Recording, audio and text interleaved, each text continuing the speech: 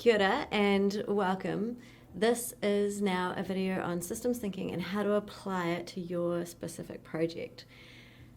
So we know that you've got your creative project or your Kaiho Kai bubbling away in the background, and we need to look at the system that it's within before we make any changes or before you start to recreate or re-envision it. Let's look at the environment that it sits within. So I'm going to take a few random examples and turn it into a mind map. And this is what your task is going to be for your reflective journal, the task at the bottom of this video. So in order to do that, I'm going to switch over to this camera here. And I'm going to give a few examples. So let's say that you are your creative project is based around a food dish. So let's say a food dish. So this was more the traditional idea of Kaiho Kai. We put the food dish in the middle. And then we need to look at what is the system that's all around it. So first of all, I need to think about all the different ingredients that come in this food dish. So I'm going to think about my Kaiho Kai that you're going to see in week 3. So let's look at, I use cockles, which is shellfish from the ocean, right?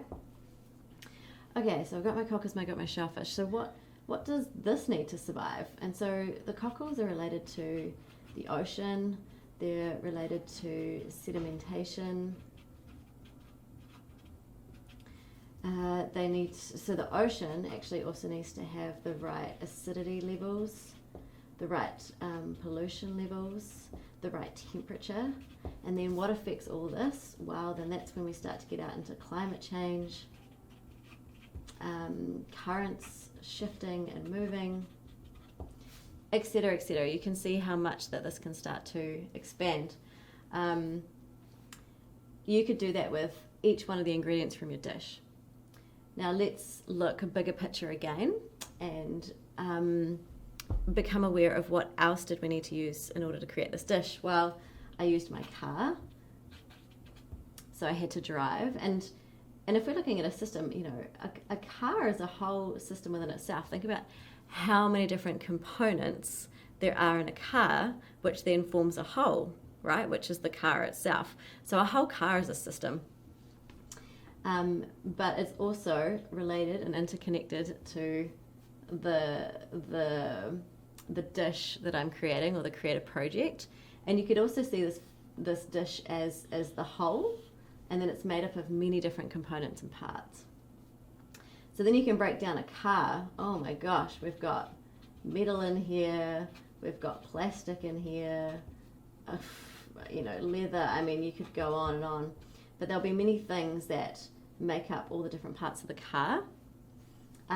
You also have the fuel and the oil and the water that I needed to put into the car for it to even go, and then you can link that into, so where does that all come? Oh, well, this is my great picture of an earth.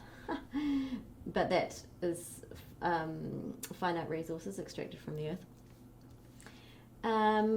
What else? Well, I actually needed my house as well, and I had pots to cook in, I had pans to cook in,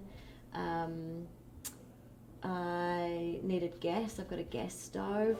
So then we can start to break all this out. And then what is the cultural or human factor here? Well, in my particular dish, and actually when I was doing the filming of it, which you will see shortly, in week 3, I had my friend Rihanna come do the filming for me, and we wanted to hang out for the day, so she got to be a part of that experience.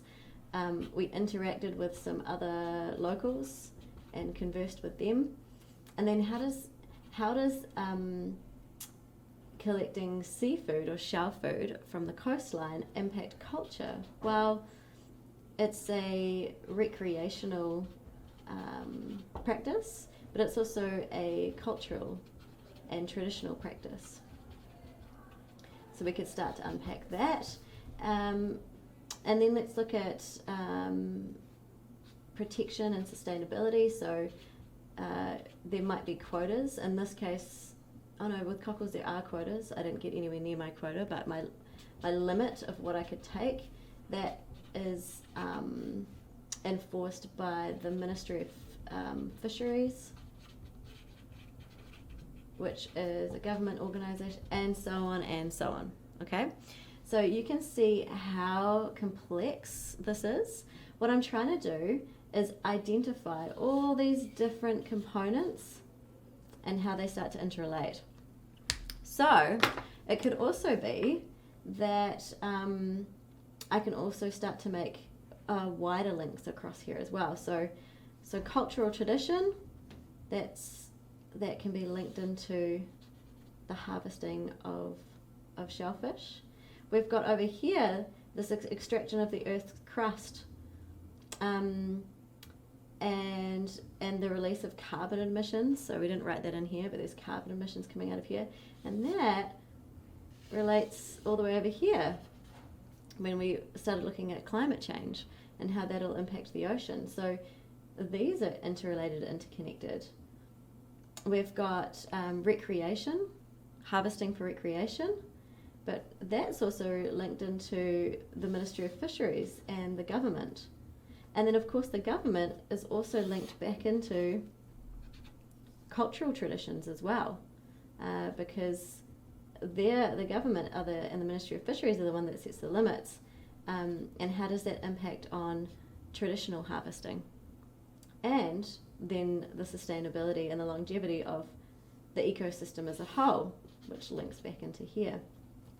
So now we can see how this is starting to get very complex, interrelated, interconnected. This is a system, and we are mapping the system. We're doing a systems map here, a mind map. I'm going to give a couple of other examples here, because it might be that you're doing something that's a little less concrete. For example, like let's say your creative project was a dance performance.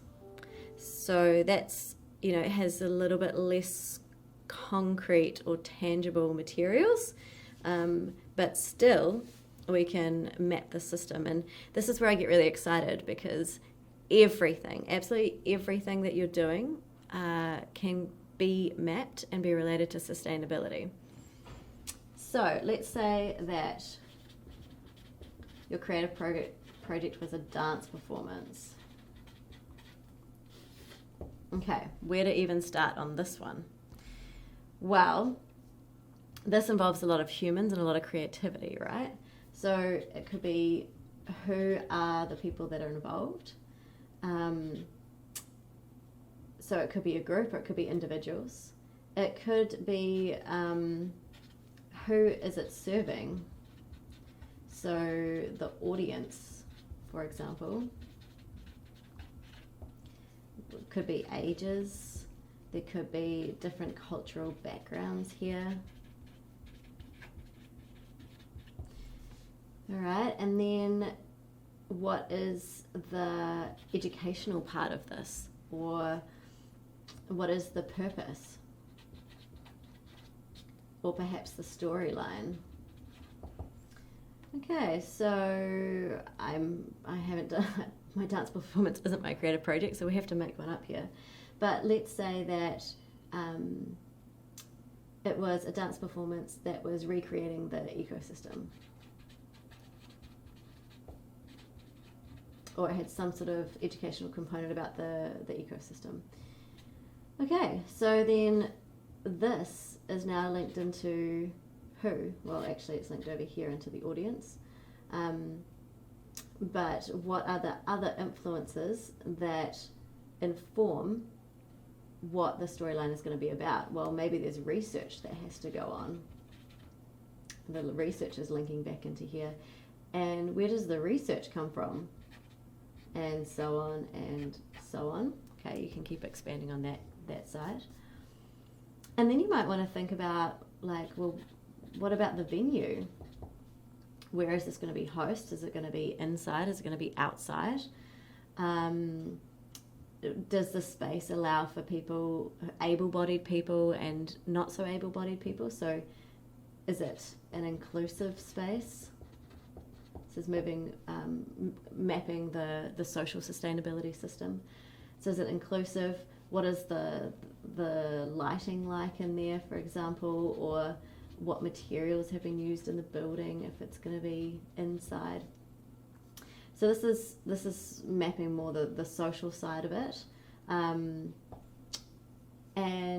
then we can actually start to get into more the environmental side of it as well. So just have a think about this. For example, well, let's look at maybe some materials that you might be using in your dance performance. So maybe you have costumes. And so where does the material come from? And who was the one that went into making that? So in your actual mind map, it might be that it's cotton, and cotton comes from cotton plants, and perhaps they're grown in India. And perhaps you ensured that your cotton was organic and fair trade, and maybe it wasn't. Okay, but that's a whole system within itself as well of workers. And then if your materials are coming all the way from India, then we've also got some travel miles. So there's also some carbon emissions that happen here. If it's a company, then there's going to be other workers working in that company. There'll be marketing of that company. There'll be communication lines that happen. And then you might want to look at what is your personal impact. So there might be rehearsals, for example. And did you use your car again to get to those rehearsals? Did you walk to those rehearsals? How many people were involved in the rehearsals, and how did they get and transport themselves during this whole project? So this is an idea of what this could look like. We've got education on an ecosystem over here. That could actually relate back to this ecosystem over here. And now that we're starting to map it, it's like, wow, imagine if the storyline was actually somehow educating or linking back to the ecosystems that the materials needed for the costumes were actually resourced from. So it could be educating on international trade, or it could be educating on the huge amount of water that cotton plants take to produce, and the difference between doing it organically and not organically. All different ideas here. We've got the number of people over here who are going to be performing in this group, and we could also look at the benefits of that. So it could be that it brings a sense of belonging. So again, in terms of meeting people's needs, how is this project meeting people's needs? So it could be sense of belonging, a creative outlet, for example. So you can start to map where the needs are as well. So it could be that there's 5 people in this dance group, and that's really elevating and increasing a sense of belonging and creativeness and cooperation, trust, interconnected relationships. But that could also mean that that's 5 different cars going to rehearsal every week for 2 months. So then they start to be interrelated as well. We've got carbon emissions here, we've got carbon emissions here. So then, yeah, we start to map this wider system. And for right now, you don't need to know what part of the system you want to change. You don't really need to know how your project's going to change. But you want to be able to understand the system or map the system. And then after that, you can look back and go, oh, wow, now I realize how my creative project is having such a huge impact in so many areas. And where is the opportunity in this? This example, it can start to become really obvious, like, oh, there's 5 people taking 5 individual cars. Like, can we carpool? Or, oh, look at this material, and the cotton's coming from so far from India, and so is there local material? Do we now start to wear materials from the ecosystem, materials from nature? Can you then start to make your own costumes from leaves or plants? Maybe this is still a little bit unclear, but you want more of an educational focus here. So then maybe the storyline starts to get a lot clearer on the purpose of the education. And maybe it's that previously you hadn't really thought about your audience, or it was quite a narrow audience, and so you want to start making it more inclusive and more open to more people. Or you want to stick with a narrow audience but be very clear in the message that you want to get across. Perhaps it's that you realize that you've brought 5 people together to do a dance performance, but there's not a lot of sense of belonging, and so you really want to increase the sense of belonging, and you're going to start to take action and measures to sit down at the start of every rehearsal and begin to check in with each other and hear where each other's at, and that starts to increase the sense of belonging. So right now we don't need to know how this is going to improve, but we will need to just map the system first, and then we can start to look for the opportunity. So this is what you're going to be doing now with your system, with your creative project, and really looking forward to seeing that and your project and work, and then handing in your mind map. And you can just do this, take a photo of it, and upload it or screenshot it. Cool. Have fun with this. It looks simple, but it is quite tricky and requires a lot of thinking. All right, take care.